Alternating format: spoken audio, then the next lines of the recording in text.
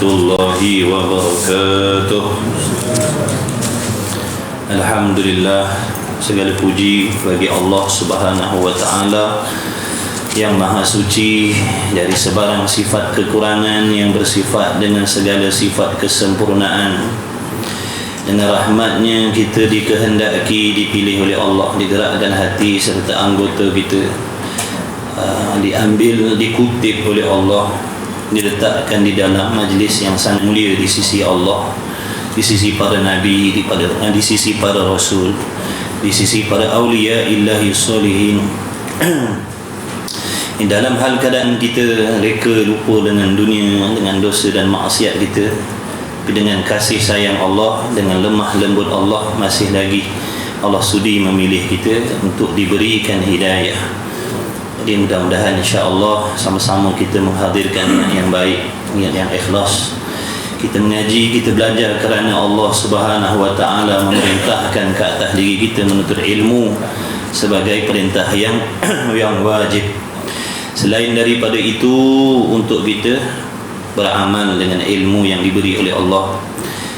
Dan selain daripada itu, mudah-mudahan Allah menunjukkan segala kesilapan, kesalahan zahir maupun batin di dalam diri kita, agar dapat kita berusaha bersungguh-sungguh memperbaikinya sebelum kita dijemput oleh Allah Subhanahu wa taala.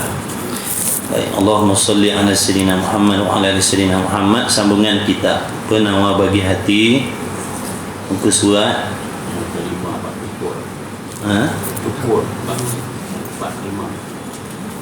Rumi, muka surat apa Rumi? 199. Masih uji 199 ni Rumi. 199.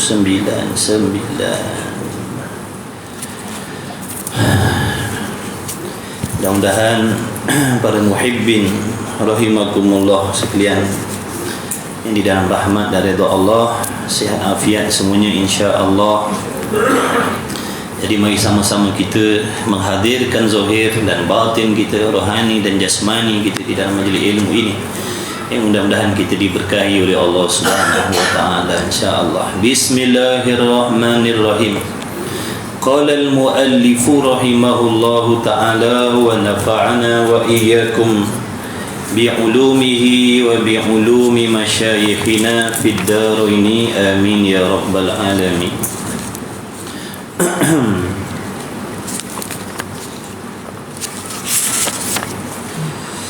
Kata musannif rahimahullahu ta'ala, bab yang kelima pada menyatakan syukur. Bab yang kelima ini musannif nak menerangkan kepada kita, nak menyatakan kepada kita apakah hakikat syukur yang sebenar-benarnya. Jadi syukur ini merupakan salah satu sifat yang wajib. Syukur itu adalah merupakan sifat yang wajib, yang mesti. Wajib setiap laki-laki dan perempuan yang mukallaf mensyukuri segala nikmat yang diberi oleh Allah Subhanahu wa taala. Wajib bersyukur. Wajib kita bersyukur. Jadi apa sebenarnya syukur itu? Itu yang ingin musannif menerangkan kepada kita, apa sebenarnya syukur itu. Seandainya kita tidak mengenal, memahami apa itu syukur, barangkali kita belum lagi termasuk di dalam golongan hamba-Nya yang bersyukur. Barangkali kita perasan kita menjadi hamba yang tertipu dengan diri sendiri. Konon-kononnya kita telah pun bersyukur, tapi sebenarnya belum bersyukur lagi. Maka katanya musannif, ketahui olehmu wahai hamba Allah, ketahui olehmu wahai mana-mana hamba Allah yang nak berjalan kepada Allah dengan ibadat. Wahai salikin, wahai orang-orang yang nak berjalan mendekatkan diri kepada Allah dengan ibadat. Jadi kita nak mendekatkan diri kepada Allah itu dengan jalannya, iaitu dengan jalan ibadat. Ibadat, makna ibadat yang sebenar-benar, ibadat yang berpandukan ilmu pengetahuan. Dengan sebab itulah menuntut ilmu itu menjadi satu kewajipan. Barang siapa yang beramal ibadah tanpa ilmu, dia tidak akan dekat dengan Allah. Amalan yang dilakukan tanpa ilmu itu ditolak oleh Allah, tidak diterima oleh Allah. Kemudian ibadat tu pula perlu seiring seperti yang disuruh oleh Allah, taat zahir dan batin. Barulah boleh mendekatkan kita kepada Allah.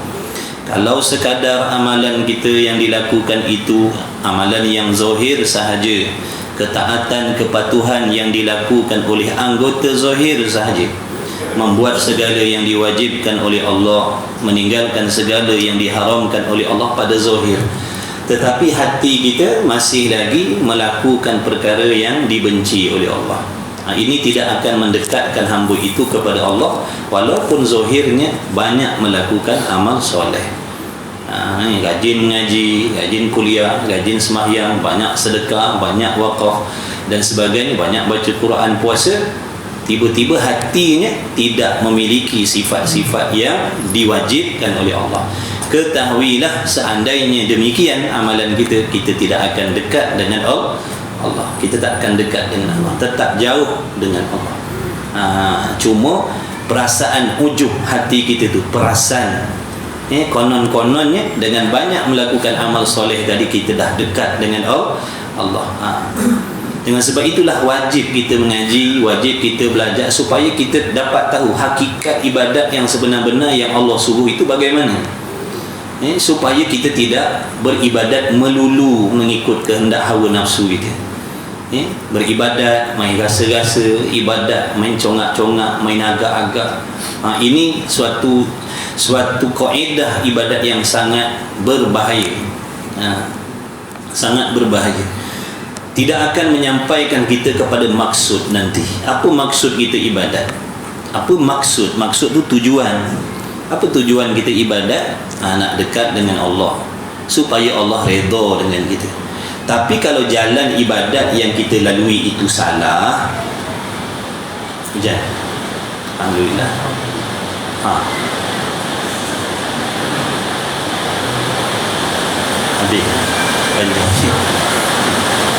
Kalau ibadat yang kita lakukan itu salah jalannya,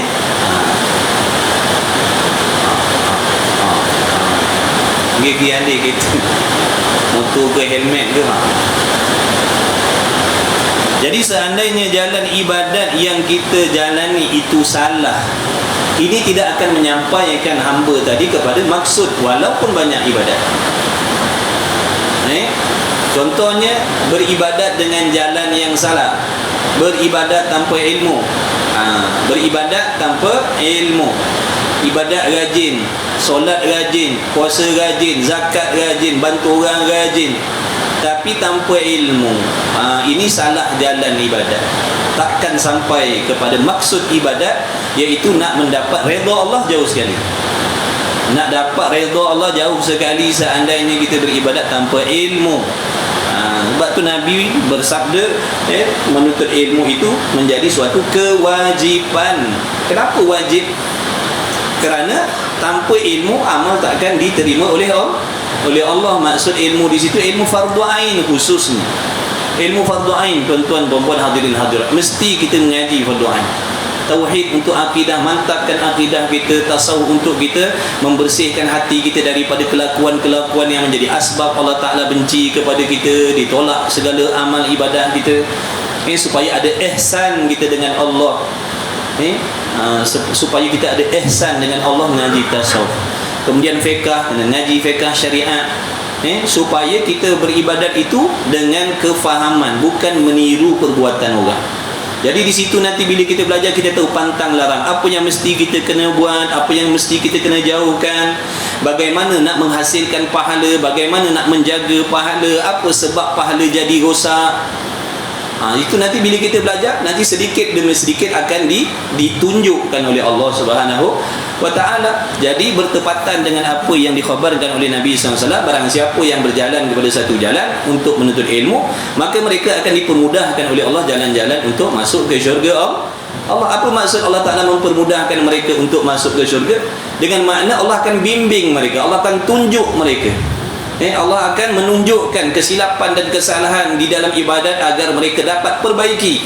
Maka apabila seorang hamba itu tadi beribadat dengan hidayah, petunjuk daripada Allah dan taufik daripada Allah, inilah yang akan menyebabkan mereka nanti mudah untuk masuk ke syurga Allah.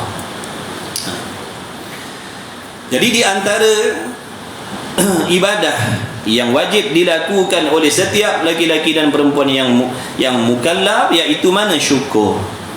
Apa itu syukur? Bahwasanya syukur itu memalingkan oleh hamba, memalingkan dengan makna menggunakan oleh hamba akan segala barang yang memberi nikmat oleh Allah Ta'ala dengan dia. Memalingkan, yakni mengguna pakai segala nikmat, bukan sebahagian nikmat. Maknanya kalau kata 10, kalau kata 1000, 1000.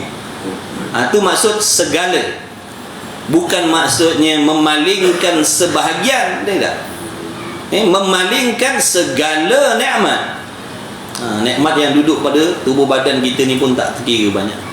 Penglihatan, pendengaran, akal, kewarasan, gerak diam, sihat, aman, itu nikmat kan? Itu tak kira di luar lagi. Harta, pangkat, jawatan, kenderaan, macam-macam. Semua itu nanti akan ditanya oleh Allah. Akan tanya. Makin banyak hartanya, makin banyaklah hisabnya nanti di hari kiamat.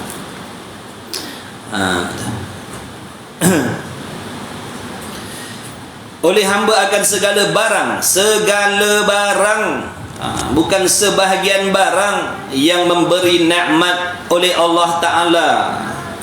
Segala-gala yang ada pada kita ni nikmat. Jasad kita nikmat, roh kita nikmat, nyawa kita nikmat, pernafasan kita nikmat, pangkat jawatan kita nikmat, gaji kita nikmat, bini nikmat, laki nikmat, anak-anak nikmat, semua nikmat. Semua tu nikmat Allah. Jadi mengguna pakai, memalingkan oleh hamba akan barang yang memberi nikmat oleh Allah Ta'ala dengan dia atasnya, atas hamba daripada pendengar. Ni sifat pendengaran kita ni. Sifat pendengar kita ni ciptaan Allah. Kita duduk dalam perut dulu tak boleh dengar, betul? Dalam perut dulu kita tak boleh dengar, lahir pun tak boleh dengar, kemudian baru Allah kurniakan, jadikan sifat pendengar tu pada diri kita. Dengan adanya nikmat pendengaran ni, kita boleh mendengar. Tapi yang memberi dengar itu juga adalah Allah. Jangan kita ingat bila Allah dah bagi kita sifat pendengar, pandai-pandai sesuka hati kita nak dengar. Sekarang ni tuan-tuan dengar suara saya. Siapa yang memperdengarkan itu? Allah yang memperdengarkan. Bukan kekuatan sifat pendengar kita tu. Sifat pendengar kita itu makhluk ciptaan Allah. Makhluk boleh tak memberi bekas, memberi kesan? Tak boleh. Itu akidah kita ahli sunnah wal jamaah. Makhluk tak boleh memberi kesan. Sifat-sifat yang ada pada diri kita itu sebagai asbab yang tidak boleh memberi bekas. Jadi yang memperdengarkan sekarang ni suara saya pada deria pendengaran tuan-tuan adalah Allah. Kita ni tuan-tuan, perempuan, hadirin hadirat rahimakumullah, senantiasa ditadbir oleh Allah. Sentiasa ditadbir oleh Allah. Ni hujan turun tuan-tuan.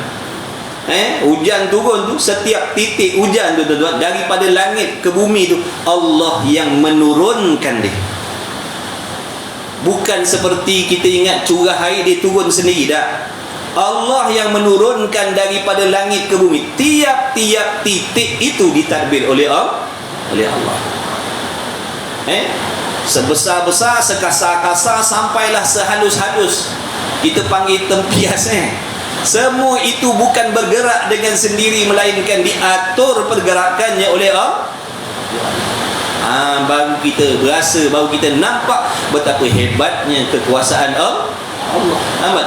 Ada berapa banyak tu agak-agaknya. Semuanya di dalam ilmu pengetahuan Allah, takkan terlebih setitik dan takkan terkurang sedikit seperti mana yang Allah telah kehendak sedia kala lah.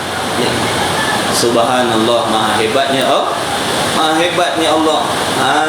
Jadi bila kita tengok benda-benda ni mengingatkan kita kepada Allah, itulah yang kita nak sebenarnya. Itu yang sepatutnya.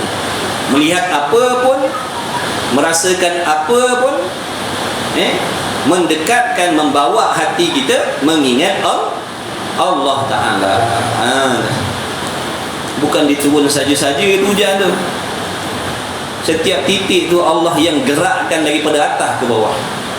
Bukan Allah curahkan dari atas, pandai-pandailah kau nak turun ke mana, pandai-pandai kau nak singgah ke mana. Tidak. Itu panggil Rabbul Alamin, Tuhan yang mentadbir sekalian alam, bukan manusia je. Maha hebat Allah Ta'ala, maha hebatnya Allah. Adapun kita ni kekurangan. Antumul fuqara'u ilallah, kata Allah, kamu semua berkehendak berhajat kepada Allah, sedangkan Allah Ta'ala itu bersifat dengan istighna, tidak berkehendak dan tidak berhajat. Adapun kita sekalian hamba, semuanya bersifat apa? Iftiqaru ilaihi ma siwahu, berkehendak kepada Allah setiap saat, setiap detik waktu, bergantung berhajat kepada Allah yang memberi nikmat. Ni gerak diam kita nikmat, tuan-tuan. Sambil kita duduk bergoyang badan kita ni nikmat bergerak juga nikmat, diam juga nikmat Allah. Sebab tu nanti gerak dan diam kita pun akan dihisap oleh Allah. Gerak diam kita tu nanti akan dihisap oleh Allah. Adakah kita bergerak dan diam itu, bergerak kita ibadat ataupun bergerak kita maksiat, diam kita taat ataupun diam kita maksiat, semua tu nanti akan dihisap oleh Allah. Dah Allah boleh ingat ke semua tu? Maha suci Allah daripada lupa ilmunya.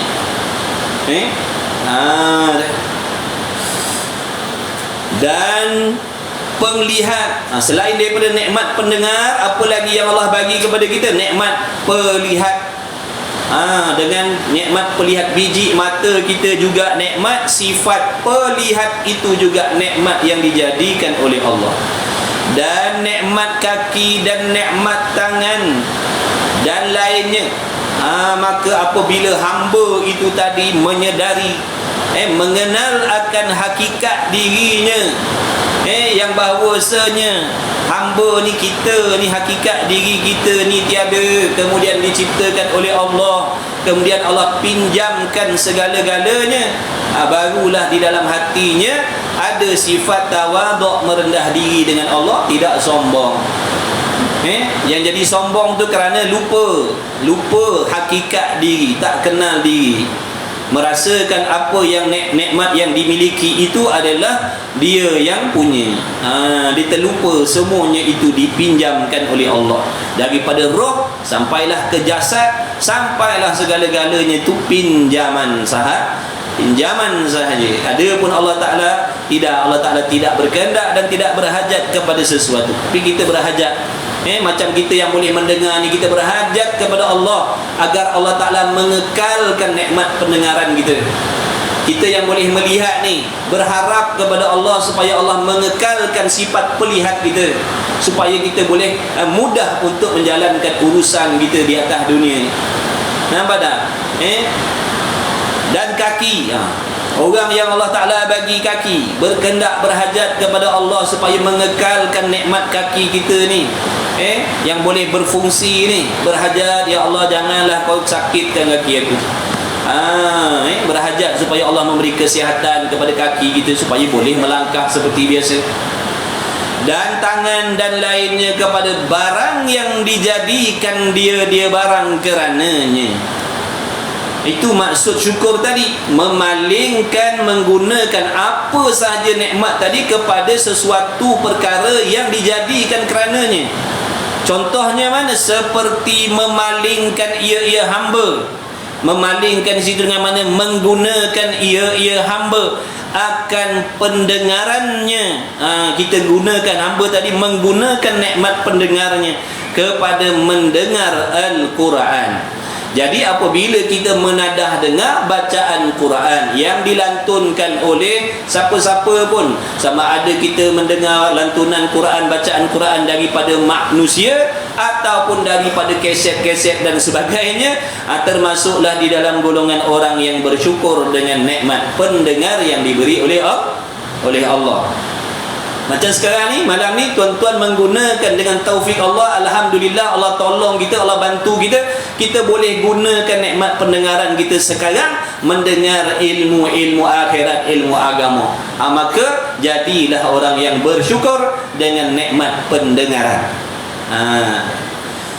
Dan hadis, mendengar Al-Quran, mendengar bacaan hadis, dan ilmu yang memberi manfaat. Apa sahajalah ilmu yang memberi manfaat, lebih-lebih lagi ilmu yang dibangsakan kepada ilmu akhirat. Ilmu dunia pun masuk. Ilmu kemahiran yang kita belajar tu, yang anak-anak kita belajar tu, ilmu kemahiran, nak gunakan ilmu itu untuk mempermudahkan urusan kita atas dunia. Ilmu perniagaan, ilmu pertukangan, ilmu masakan, ilmu jahitan, ilmu kira-kira dan sebagainya, itu masuk dalam ilmu yang bermanfaat. Jadi dipanggil orang yang bersyukur dengan nikmat pendengaran. Adapun seandainya kita menggunakan telinga kita menadah dengar perkataan yang tidak memberi manfaat, bahkan mendengar perkataan yang memberi mudarat pada diri kita, maka hukumnya haram.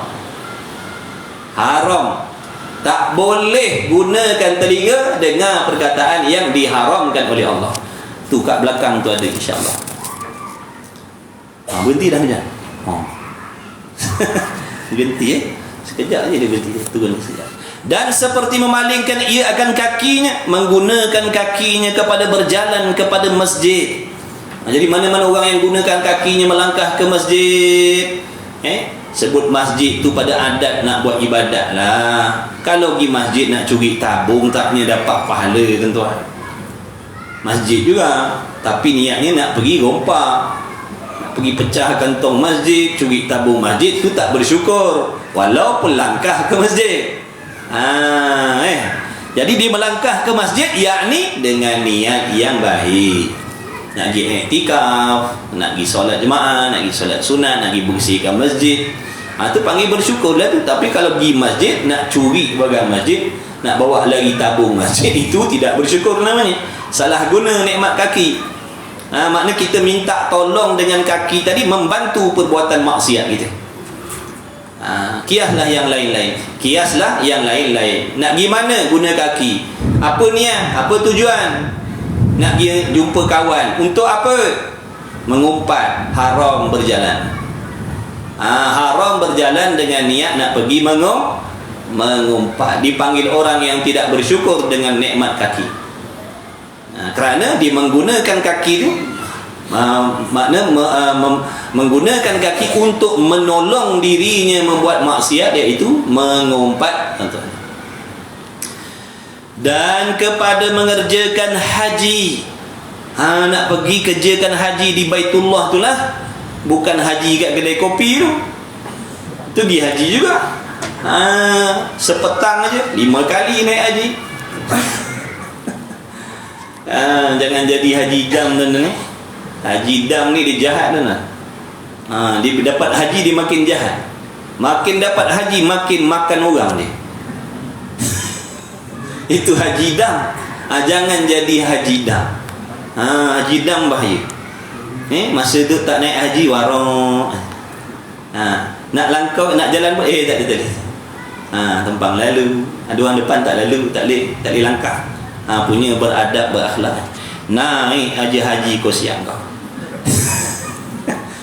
Pukul keliling depan, belakang, kiri, kanan. Siapa dia niat nak tebas, dia tebas semua. Habis licin. Tu haji dah. Ni haji yang sungguh-sungguh tu, yang pergi ke Baitillah tu, musim haji. Dan seperti memalingkan ia hamba akan tangannya kepada memerangi kafir, kerana meninggikan agama Islam digunakan tangannya untuk apa? Memerangi kufar, perang fi sabilillah, ataupun yang ada kemahiran apa internet ni, macam kita tengok apa ada pasukan apa nak scam apa nama hackers menggodam apa orang kafir punya tu panggil bersyukur lah tu, menggunakan nikmat tangan ni untuk mencegah kemungkaran, menyekat kemungkaran dan sebagainya, panggil bersyukur. Panggil bersyukur. Bersyukur dengan nikmat tangan, walaupun mulutnya tidak mengucap alhamdulillah, walaupun mulutnya tak ucap alhamdulillah. Kita membaca alhamdulillah itu memuji, puji Allah dengan sebab kita diberi nikmat sihat, nikmat kaki, nikmat tangan, nikmat pendengaran, penglihatan. Tapi adakah dia bersyukur? Tengok dulu. Kalau dia gunakan nikmat-nikmat yang diberi oleh Allah Ta'ala tadi hingga dia memuji Allah, kalau dia gunakan nikmat itu kepada perkara yang Allah redha, maka barulah dipanggil orang yang bersyukur. Kalau tidak, dipanggil apa? Kufur nikmat. Jadi malam ni tuan-tuan, Masya Allah, tabarakallah, kita dipilih oleh Allah, diberi taufik oleh Allah. Berapa banyak nikmat yang kita sedang syukur sekarang. Nikmat kaki kita guna untuk pergi masjid, tangan kita untuk pegang kitab dan sebagainya, mata kita jalan, memandang jalan nak menyampaikan kita ke surau, akal kita gunakan untuk memahami, telinga kita guna, subhanallah. Syukur dengan nikmat cahaya lagi, syukur dengan nikmat pernafasan lagi, syukur dengan nikmat sihat lagi. Nampak tak? Ini semua rahmat Allah. Dengan rahmat Allah, Allah bagi taufik, pertolongan kepada hamba untuk melakukan ketaatan. Itu maksud taufik. Taufik ni mana? Pertolongan daripada Allah kepada hamba untuk membuat perkara baik dan meninggalkan maksiat. Itu taufik, pertolongan. Ada orang dapat hidayah tapi tak dapat taufik. Kita nak dua-dua, minta dua-dua ni pada Allah. Jangan minta satu je, jangan minta hidayah je. Jangan minta hidayah saja, jangan minta petunjuk saja, minta taufik sekali. Tidak ada faedah kalau sekadar hidayah tidak dapat taufik. Kerana hidayah ni ilmu, pengetahuan. Daripada kita tak tahu jadi tahu, daripada tak faham jadi faham. Tapi nak melaksanakan tak boleh. Tahu dah benda tu baik, pemaaf ni sifat yang terpuji, tapi nak jadi pemaaf tak dapat. Kalau jawab dalam kertas peksa, apa hukum sifat pemaaf? Sifat pemaaf adakah sifat terpuji ataupun dicela? Kita akan jawab terpuji. Kita tahu, kita faham, tapi diri kita tak jadi pemaaf lagi. Tak boleh nak maafkan orang, tak kuat nak maafkan orang. Kenapa tu? Tidak mendapat taufik daripada Allah. Jadi nakkan taufik, minta sungguh-sungguh dengan Allah, ya Allah bagi aku taufik agar aku dapat mengamalkan segala ilmu yang kau dah bagi, supaya aku dapat meninggalkan segala maksiat yang aku dah tahu. Minta taufik sekali, jangan minta hidayah saja. Minta taufik dan hidayah, barulah bermanfaat. Kalau tak, ilmu tu nanti dia jadi maklumat sahaja. Dengar je cerita pemaaf tu baik, tapi kita tak boleh nak jadi pemaaf. Merendah diri tu baik, tapi tetap kita sombong takabur. Bersyukur tu baik, tapi tetap kita banyak kufur, tak kuasa nak buat. Tahu-tahu dah, nak buat tak boleh. Nak tinggalkan tak boleh kalau benda jahat. Minta taufik. Itulah dalil yang menunjukkan kita ni berhajat kepada Allah, bergantung. Jadi kita jangan sombong. Sebab tu jangan mencela, mencaci orang yang melakukan dosa dan maksiat. Jangan. Yang disuruh cela maksiat, bukan tuan empunya badan. Tuan empunya badan tu sama macam kita. Yang disuruh benci tu maksiat tu. Yang nama perbuatan minum arak, tu yang benci.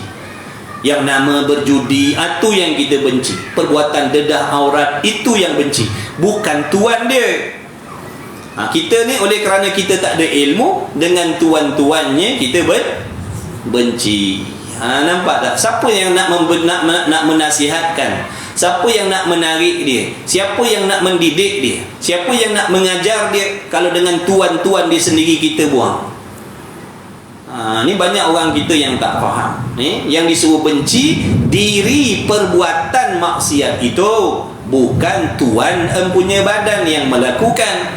Tuan empunya badan tu kita kena selamatkan, kena bantu, kena tolong, kena bagi nasihat. Kita ni bertuah. Dulu tuan-tuan, boleh jadi 10, 20, 30 tahun dulu kita tak pernah duduk dalam tempat yang macam ni. Betul ke tidak?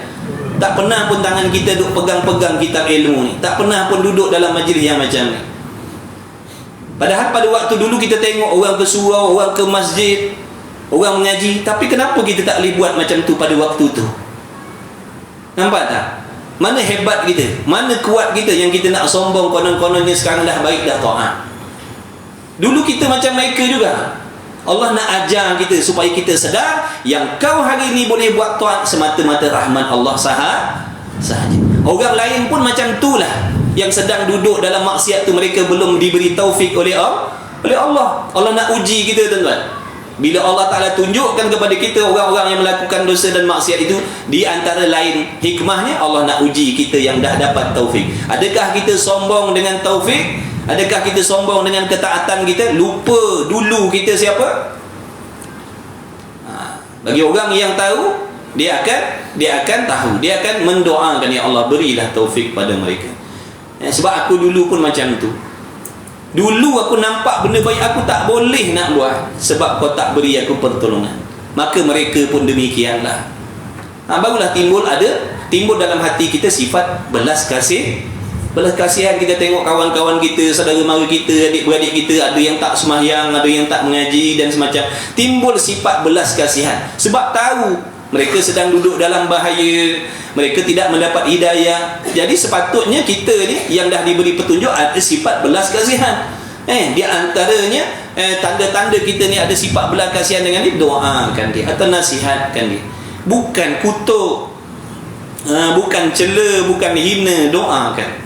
Sebab kita pun macam tu juga dulu. Allah nak ajar betapa sukarnya kamu nak melepaskan diri kamu daripada maksiat dulu.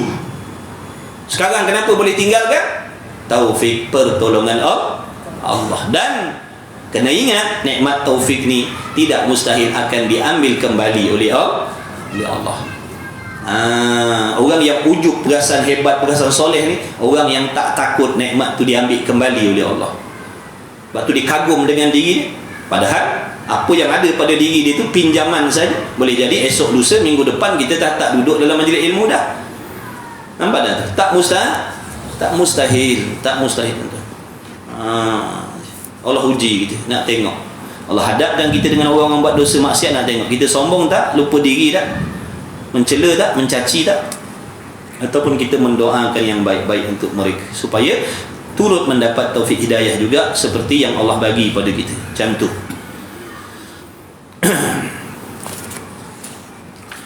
Dan bahawasanya syukur itu setinggi-tinggi pangkat, setinggi-tinggi darjat di sisi Allah.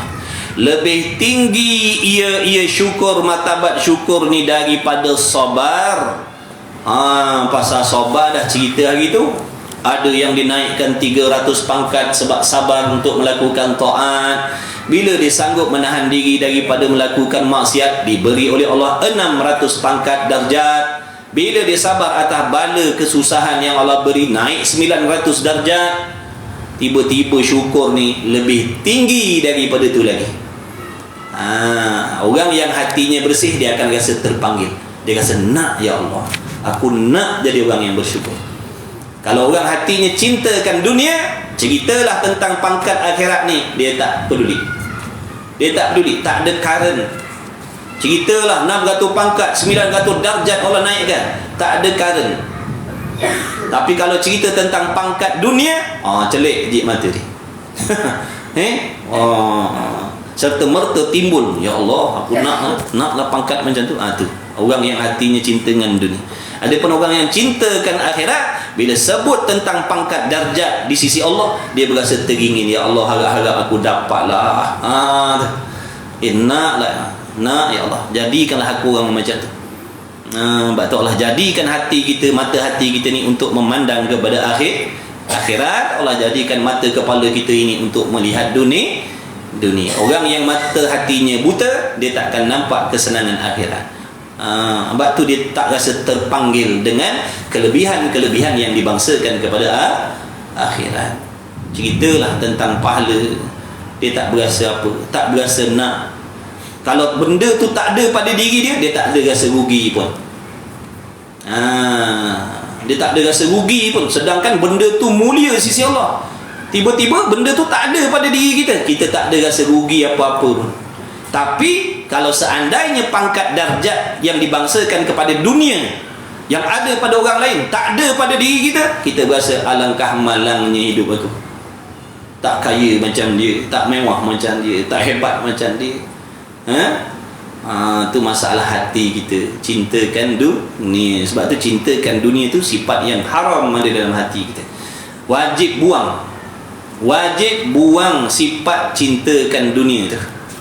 Apa cintakan dunia? Kasih kepada perkara-perkara yang lebih-lebih yang tak ada hubung kait dengan ibadat. Wajib kena buang. Jangan kata sifat tu harus pula. Sifat yang kecelaan tu, kasihkan dunia itulah punca segala.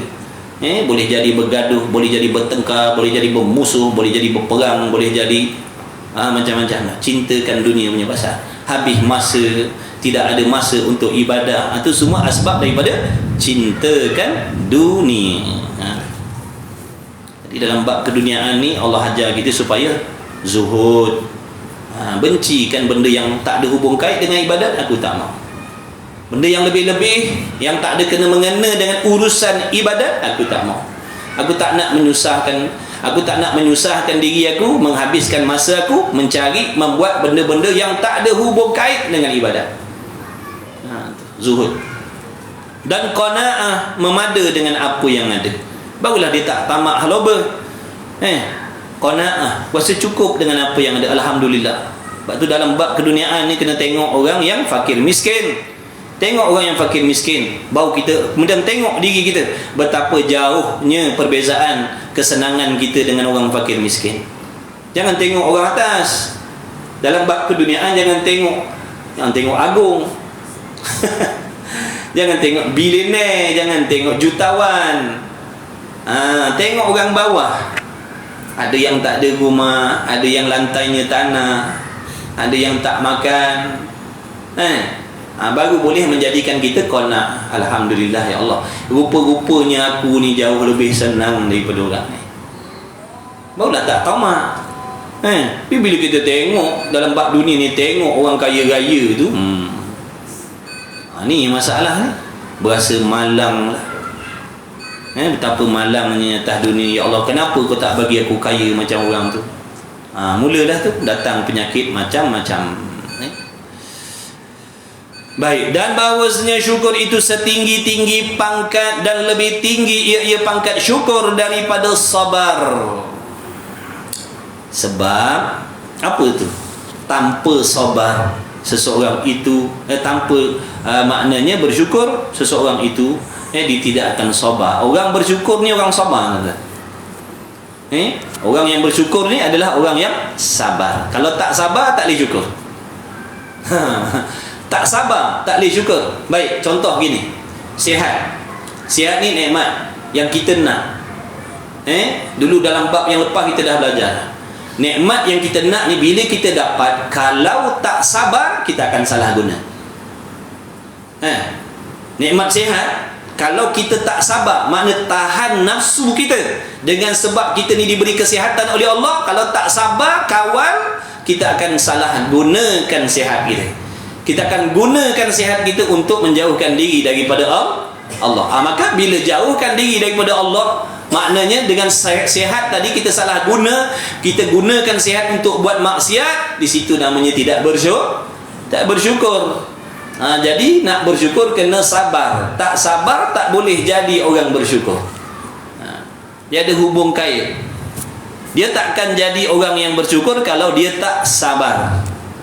Orang yang sabar ni baru boleh bersyukur. Tak sabar tak boleh nak naik pangkat syukur. Nak syukur tanpa sabar mustahil. Nak menjadi orang yang bersyukur dengan keadaan dia tak sabar, tak boleh, mustahil. Nak pergi ke syukur kena lalu sabar terlebih dahulu. Jadi sebab itulah syukur itu setinggi-tinggi pangkat, lebih tinggi daripada pangkat sabar dan pangkat zuhud dan pangkat khauf dan lainnya. Kerana apa? Kerana syukur itu dimaksudkan akan dia disyukur pada dirinya, pada diri ibadat tadi ataupun pada dirinya nikmat tadi, bersalahan sabar. Dimaksud daripadanya sabar akan mengerasi hawa nafsu. Sabar ni dengan mana tahan nafsu, kawal nafsu. Kawal nafsu. Kawal nafsu yang nak lari daripada ibadat, kawal nafsu yang nak pergi kepada maksiat, kawal nafsu yang nak marah, yang nak menimbulkan kemarahan dengan sebab diuji oleh Allah dengan kesusahan. Dan bersalahan khauf. Khauf tu makna sifat takut, sifat gerun di dalam hati. Maka iaitu khauf itu dimaksudkan daripadanya khauf, menghalau akan yang takut itu kepada segala pangkat yang dimaksudkan. Maksudnya sifat khauf dalam diri kita ni, kenapa kita kena ada sifat khauf? Takut kerana nak menghalau, yakni nak menjauhkan diri kita daripada perbuatan yang dimurkai oleh Allah. Bila nak buat benda yang Allah murka, ingatkan azab siksaan Allah, ingatkan kemurkaan Allah contohnya.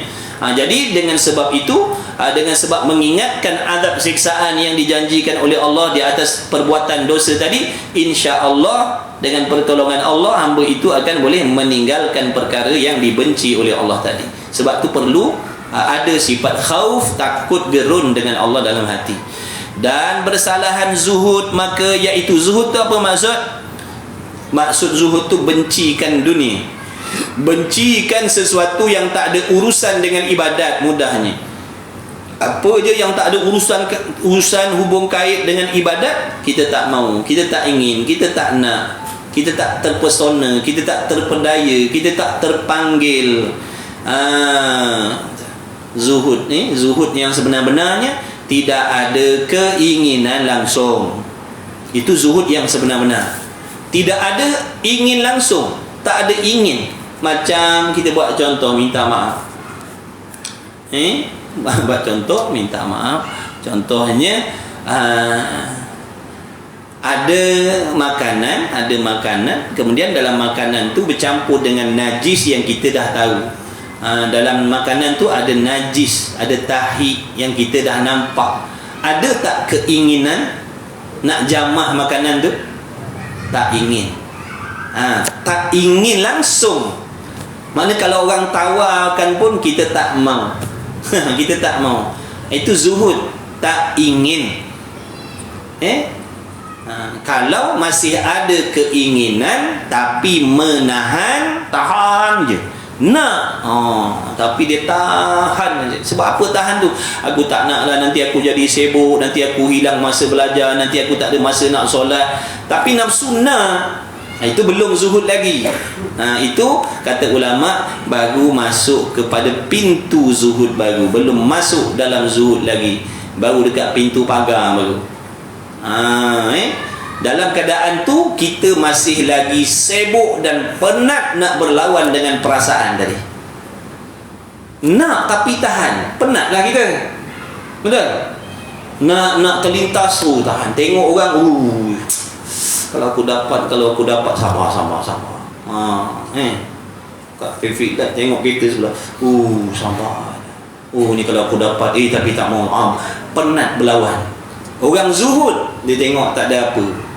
Sebab dia tak ingin. Bila tak ingin, dia tak penat nak berlawan. Dia tak ingin. Yang penat ni ingin tapi tahan. Bukan senang nak sampai situ. Orang yang boleh sampai situ tu, dia yakin di sebalik benda tu akan memudaratkan akhirat dia. Barulah akan ada dalam hatinya rasa tak ingin benda tu.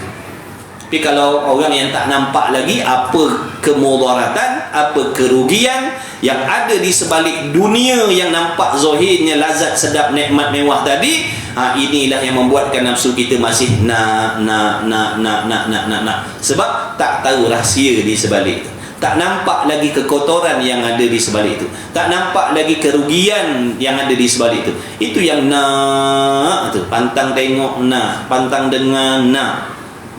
Bagi orang yang dah tahu rahsia di sebalik dunia tadi, di sebalik berlebih-lebih dengan benda yang tak ada hubung kait dengan ibadat tadi, dia tahu apa mudaratnya yang akan dia dapat. Tidak timbul dalam hatinya keinginan, tak ada. Tak ingin. Orang nak tawarkan pun dia tak peduli. Ada ke tak ada ke, serupa je. Dia tak ada termimpi-mimpi. Kita ni tak dapat, tapi teringin nak. Kalau tak dapat pakai pun, mimpi pun jadilah. Pasang niat, ya Allah malam ni mudah-mudahan, ya Allah mudah-mudahan mimpilah jadi orang kaya. Dapat mimpi pun jadilah, ya Allah bawa kereta Porsche dalam tidur, jadilah. Kan celik mata terfikir balik macam mana nak dapat macam mana nak dapat, sibuk kita. Orang zuhud dia tak fikir dah. Sebab benda tu tak ada hubung kait dengan ibadat dia. Zuhud tu ibadat ni, jadi kena ada ilmu. Zuhud, apa maksud zuhud? Bencikan dunia. Dunia yang macam mana? Maksud dunia sesuatu yang tidak ada hubung kait dengan ibadat, ataupun sesuatu yang tidak memberi faedah selepas daripada mati. Tak ada faedah. Apa mati tak boleh ambil faedah apa-apa. Tu dunia dah tu. Kita ada basikal, ada 20 biji basikal, kita pakai satu 19 biji basikal lagi duk parking aja. Ada tak manfaat? Dunia namanya duk. Buat contoh basikal tu, puan faham je lah yang lain ni. Kita buat contoh basikal. Ada 20 buah basikal, dia pakai 1-2 je. 18 biji basikal lagi parking aja. Ada faedah tak? Ada tolong ibadat tak? Tak ada namanya duk. Besok Allah soal. Allah tanya kan, segala jenis nikmat kan Allah tanya. Pinggang mangkuk bersusun-susun, kena tanya, apa buat pinggang mangkuk berlemari-lemari? Yang digunakan untuk rai tetamu pinggang plastik je. Yang akopal, akorok, klorok semua duk simpan. Dia kena tanya. Baik guna. Beli tu niat, aku nak beli pinggang mangkuk mahal-mahal ni, nak memuliakan tetamu. Tetamu datang bawa rahmat, jadi aku nak muliakan mereka. Macam tu. Ini tidak pinggang plastik bagi. Pinggang lawa-lawa tu tergending dalam lemari. Yang tadi ada orang tanya, Ustaz macam mana Ustaz kita punya pinggang mangkuk banyak-banyak tu? Allah tanya ke? Semua nikmat kan Allah tanya. Tak kira lah yang pakai ke yang tak pakai, Allah akan tanya lah mana dapat, daripada mana, sumbernya mana, guna untuk apa. Kalau guna untuk benda baik, mujuk. Kalau guna untuk nak megah-megah, siap, ada azabnya besok. Benda tak ada hubung kait kan. Ke orang makin banyak pinggan mangkuknya, makin khusyuk dia semayang. Tu lain lah. Kalau lah macam tu, saya bukan nampu Ustaz, makin banyak pinggan mangkuk saya semayang makin khusyuk, saya makin gerun dengan Tuhan. Tak apalah kalau macam tu, ada tolong ibadat tu. Ini tak ada. Ingat pinggan mangkuk lagi ada dalam semayang, ingat pinggan mangkuk. Siap. Jadi pastikan gunakan benda tu supaya mendatangkan kebajikan, baru namanya akhirat. Tapi bila dalam hati kita ada cintakan dunia, terfikir dah benda tu, tapi rasa sayang. Tak dapat lah. Kan sayang lah. Ada 18 biji basikal ni nak bagi orang, sayang, biarlah parking situ sampai geput. Tak dapatlah kebajikan. Tak dapat kebajikan. Kalau dia pergi sedekahkan basikal tu, orang tu 18 buah basikal ni dia sedekahkan kat 19 orang. Orang tu gunakan setiap kayuhan tu masuk dalam buku akaun pahala dia. Masuk. Dia dah mati pun orang tu guna basikal sampai pahala dia. Dia gunakan basikal untuk cari ilmu, lagi banyak pahalanya. Tu kalau orang nampak jalan. Kalau orang tak nampak jalan, tak nampak lah. Kalau orang nampak jalan, tu dia gunakan kelebihan harta benda dia menjadi orang yang kaya raya mulia di sisi Allah. Sebab tu hamba ni dia ada dua peluang untuk menjadi orang yang mulia di sisi Allah. Sama ada mulia asbab amal ibadat yang dilakukan oleh anggota. Ini orang miskin pun boleh buat. Dia jadi mulia sisi Allah dengan sebab anggota dia. Dia sembahyang banyak, baca Quran, puasa dan macam-macam lagi. Ini orang miskin pun boleh buat. Tapi yang satu ni orang miskin tak boleh buat. Iaitu mana? Mendapatkan kemuliaan di sisi Allah asbab ni orang miskin tengok je. Orang miskin tengok tak boleh nak buat. Sebab dia tak ada miliki harta. Tapi orang kaya dia ada dua kemuliaan. Makna orang kaya yang bijak, dia akan dapat dua kemuliaan di sisi Allah. Satu, kemuliaan asbab anggota dia yang melakukan ketaatan, sembahyang, puasa dan sebagainya. Yang kedua, dia jadi mulia asbab harta benda yang digunakan kepada jalan-jalan ibadah. Tapi kalau dia tak nak, rugilah dia. Rugilah dia. Jadi ibaratnya dia sama seperti orang fakir miskin hakikatnya. Dia ada tapi dia tak boleh buat. Sama macam orang miskin tadi. Orang miskin tu tak boleh buat sebab dia tak ada. Dia ada tapi tak boleh buat juga. Samalah seperti hakikatnya itu miskin.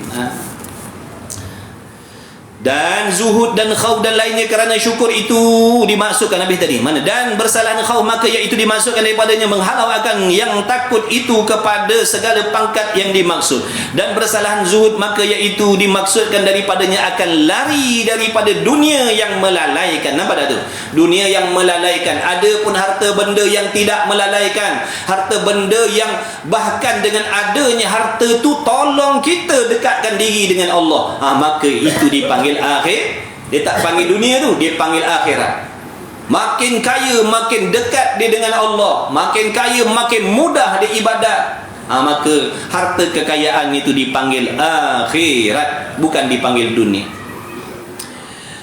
Daripada dunia yang melalaikan daripada Allah Subhanahu Wa Taala kepada yang maksud. Maka kerana syukur itu dimaksud pada dirinya, tiada putus ia syukur di dalam syurga. Maksud pangkat syurga, pangkat syukur itu akan berkekalan sehingga di dalam syurga. Sehingga di dalam syurga pangkat syukur tu kekal. Makna dalam syurga tu segala nikmat-nikmat yang Allah Ta'ala bagi tu, bersyukur dengan nikmat syurga yang diberi oleh Allah Subhanahu Wa Taala. Radhiyallahu taala anhum wa radu anhu. Dan tiada ada di dalam syurga itu khauf dan zuhud.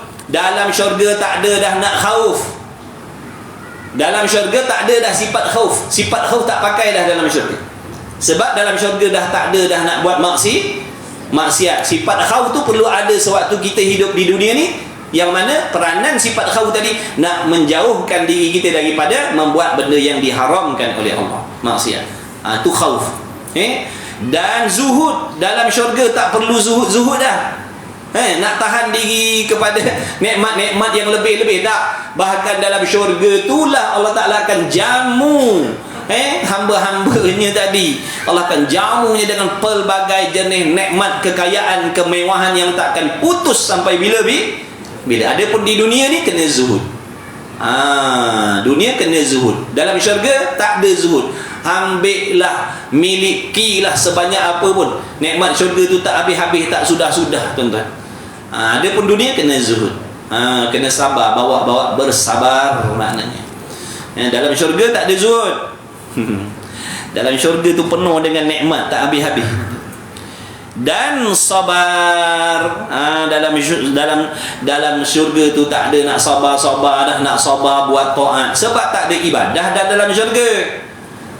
Sabar ni kan ada 3 bahagian. Sabar dengan sebab nak mendirikan perkara yang diperintah oleh Allah. Nak semayang kena sabar, nak ngaji kena sabar, nak hijrah kena sabar, nak tutup aurat kena sabar. Betul? Perlukan sabar. Kalau tak ada sabar, kita tak boleh buat apa yang Allah perintahkan ni. Macam tuan-tuan ni, perempuan ni, yang boleh datang ke surau mengaji ni, dia duduk sini sebab sabarlah tu. Sebab daripada sabar tu lah boleh dirikan perintah Allah mengaji.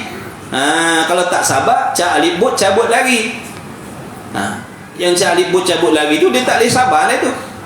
Dia tak boleh sabar. Nafsu nak lari daripada taat, maka dia tak sabar, dia tak boleh kawal nafsunya. Maka terikutlah nafsunya lari daripada majlis ilmu tanpa alasan, contohnya. Yang kita ni alhamdulillah dengan taufik Allah. Jangan sombong pula. Dengan taufik Allah. Lepas tu sabar atas apa lagi? Sabar sabar untuk melakukan maksiat. Makna nak meninggalkan maksiat tu kena sabar. Kalau tak sabar akan buat maksiat. Dalam syurga tak ada maksiat. Dalam syurga tak ada nak buat ibadat semayang, mengaji, qiyamul lail, bersedekah, berwakaf, tak ada dah. Tutup peluang ibadat, tutup dah dalam syurga. Tak ada dah yang nama sembahyang, puasa, zakat, haji, umrah, tak ada dah dalam syurga. Ngaji, kuliah zuhur, kuliah maghrib, kuliah online, tak ada dah dalam syurga. Tak ada.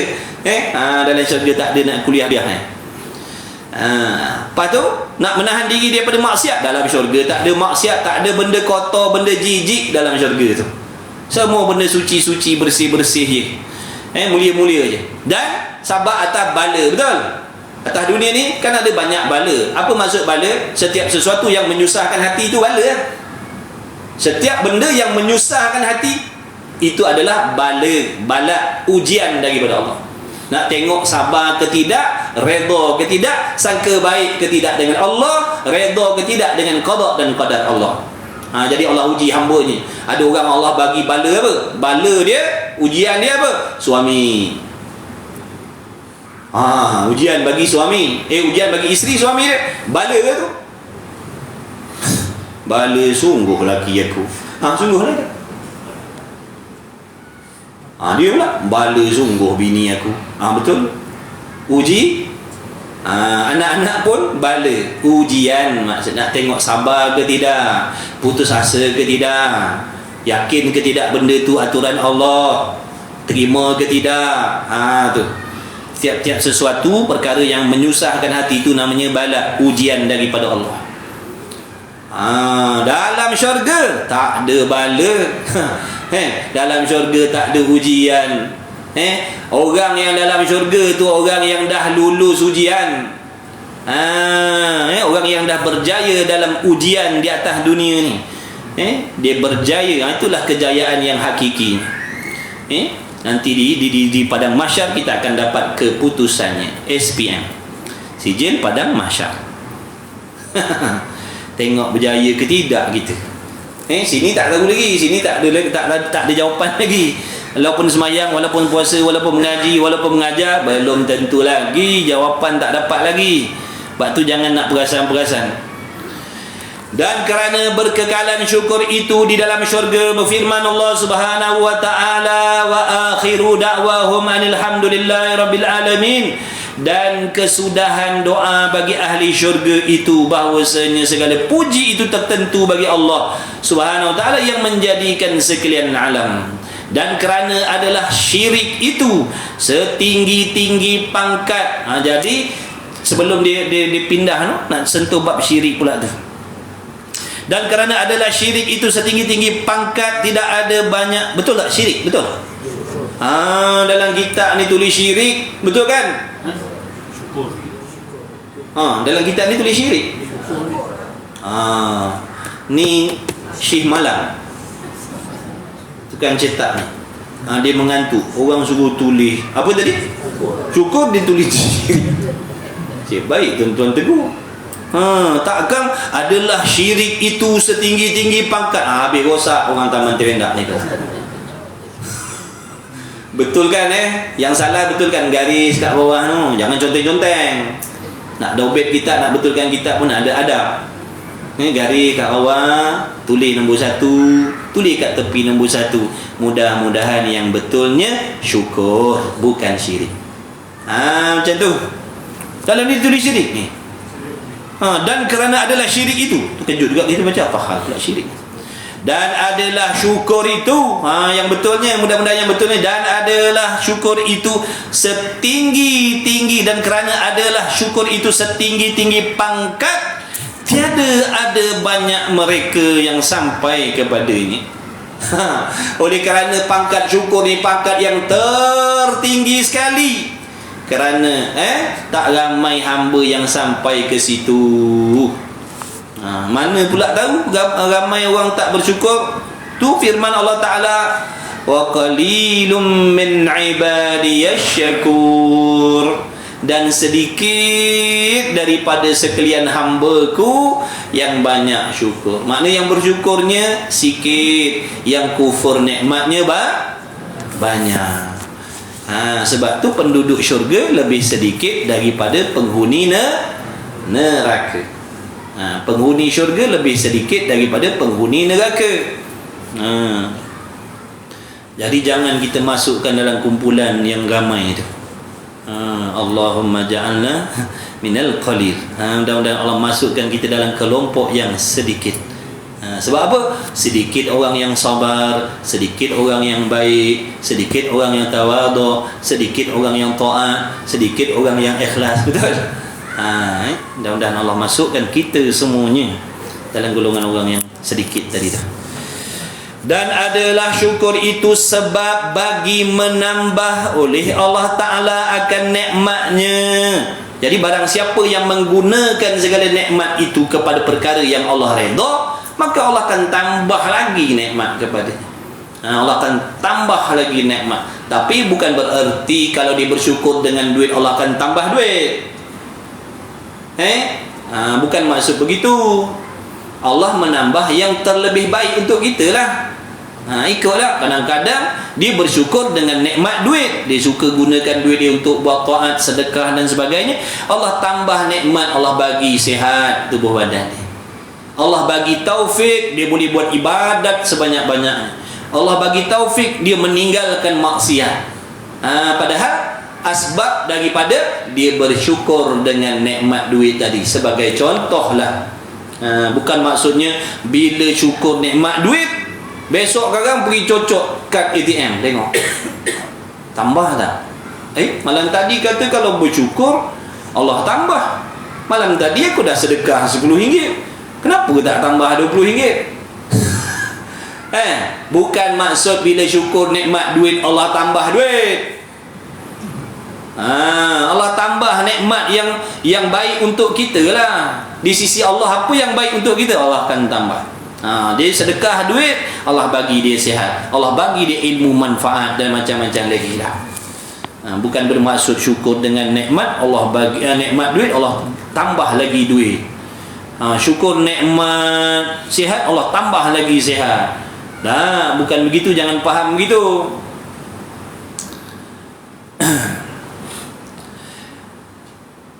Kerana firman-Nya Allah, la in syakartum la azidannakum. Demi Allah Ta'ala, jika syukur kamu, faham dah bila dengar lepas ni perkataan syukur, tahulah guna nikmat kepada benda yang Allah redha.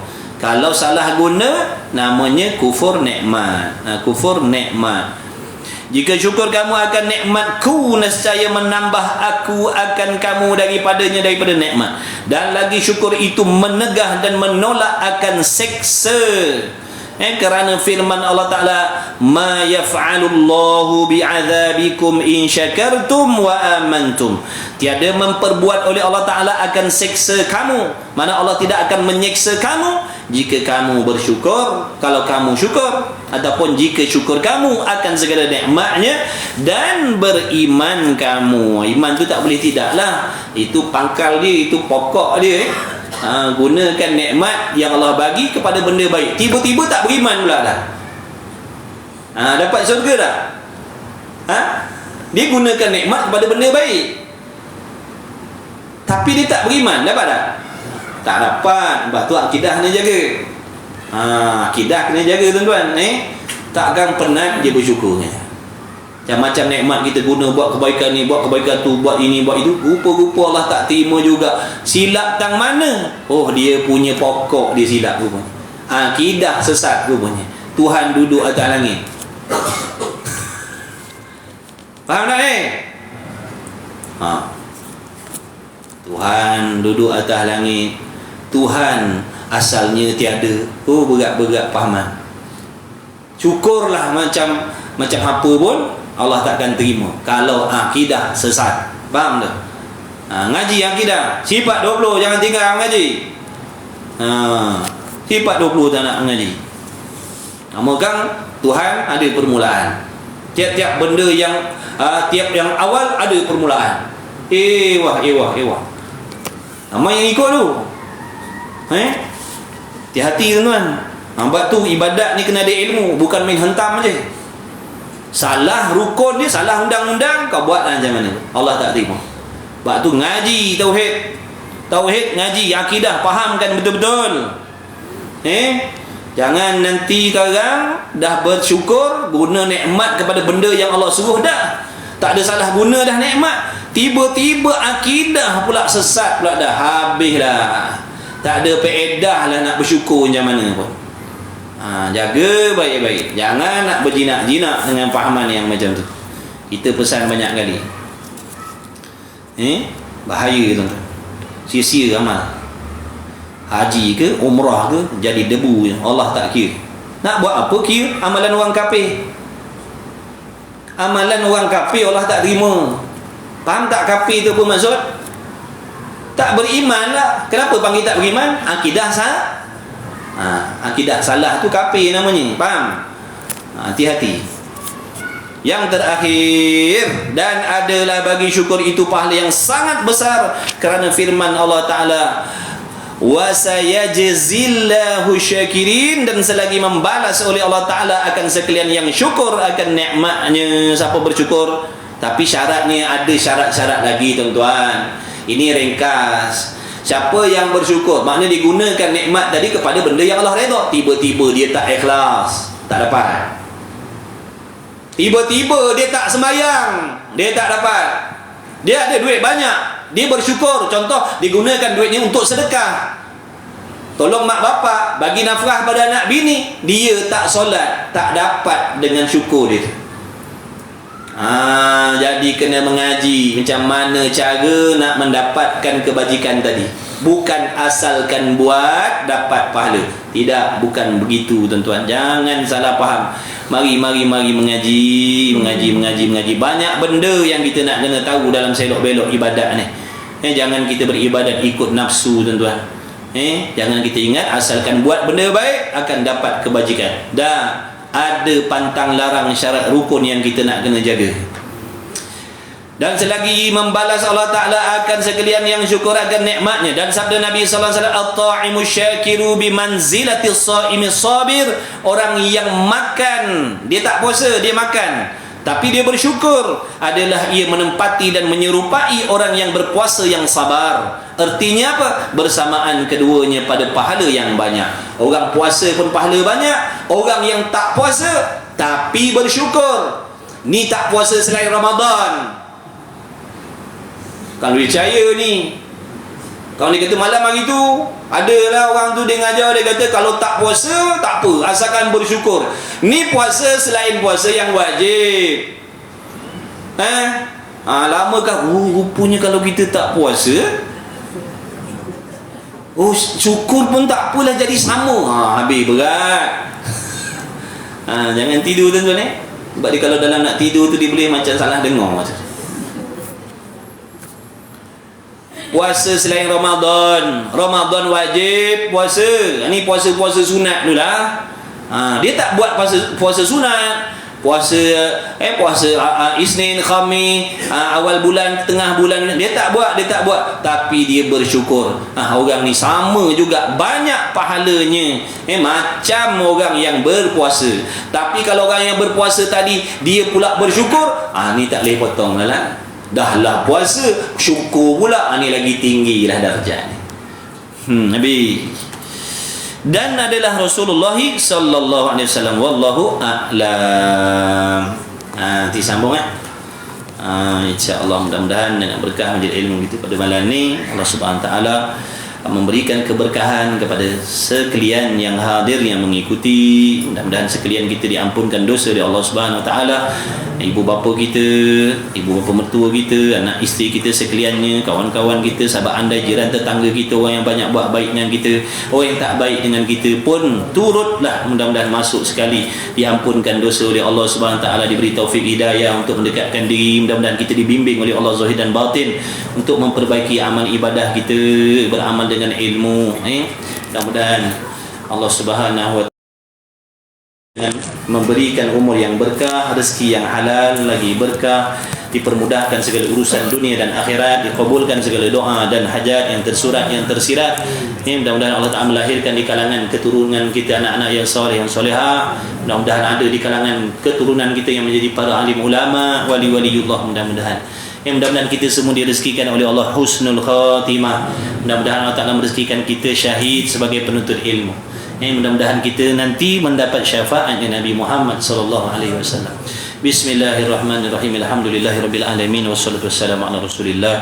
Allahumma rabbana anfa'na bima 'allamtana, rabbana 'allimna alladhi ma yanfa'una, rabbana faqih ahlana wa qarabatin lana fi dinina ma ahli qutri untha wa dhakar wa sallallahu ala sayyidina Muhammad wa ala alihi wa sahbihi wa baraka wa sallam. Alhamdulillahirabbil alamin. Taqabbalallahu minni wa minkum, minna wa minkum, taqabbal ya karim.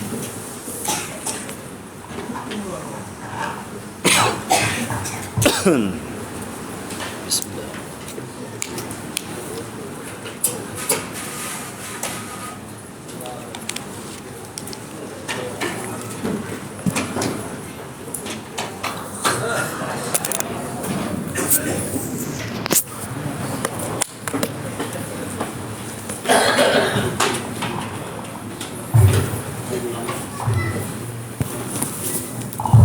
Allah.